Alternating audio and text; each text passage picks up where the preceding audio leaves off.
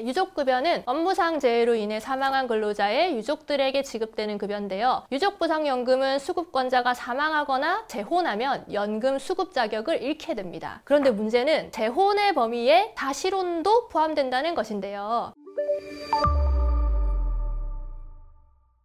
네, 안녕하세요. 법무법인 태솔의 황지혜 변호사입니다. 반갑습니다. 네, 많은 분들이 산재 신청을 해서 승인을 받으면 모든 문제가 끝난다고 생각을 하시는데요. 실제로는 그렇지 않은 경우도 많습니다. 만약 이미 지급받은 산재보험급여가 부당이득이라고 하면서 근로복지공단이 징수처분을 한다면 어떻게 해야 할까요? 오늘은 산재보험급여 부정수급이 있는 경우 근로복지공단에서 하는 부당이득 징수처분 사례에 대해서 알아보겠습니다.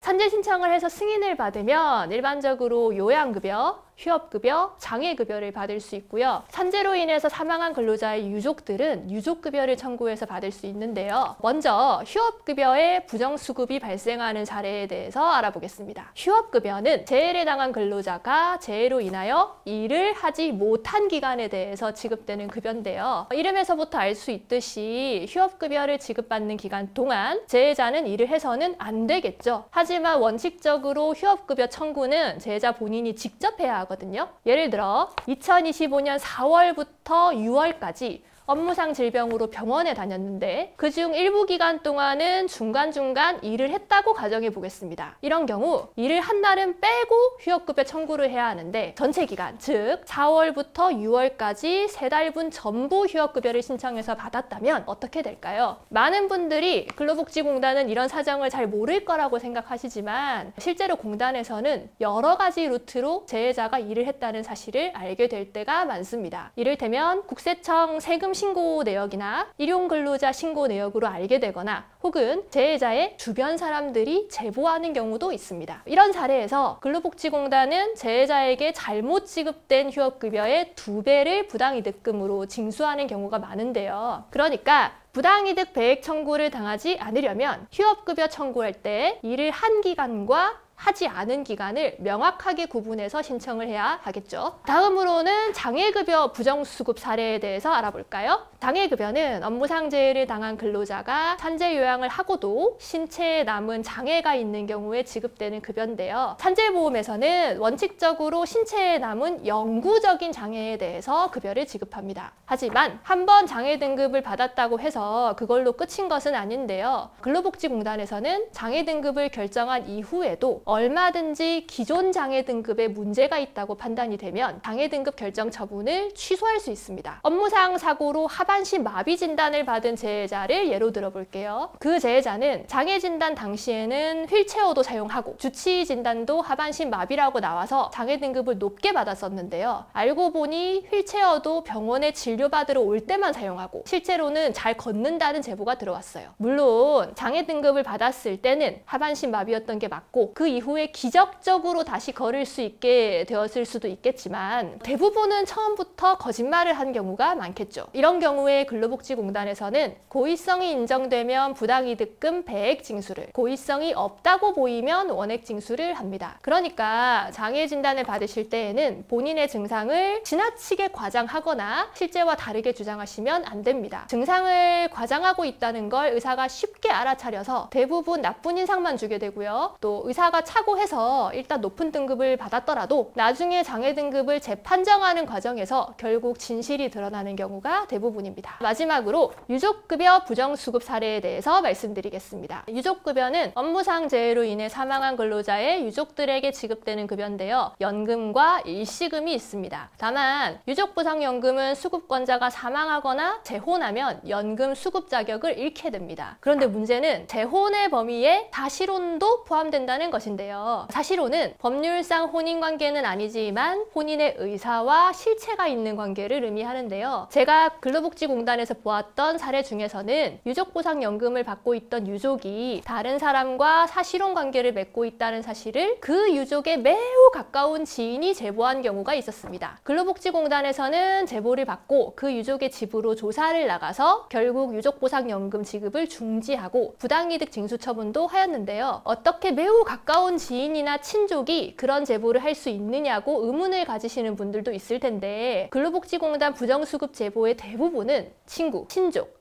직장 동료 등 매우 가까운 관계에 있는 사람들로부터 들어옵니다. 그러니까 유족보상연금을 받고 계시다면 향후 재혼을 하시거나 사실혼 관계를 맺는데 매우 신중하셔야 되겠죠.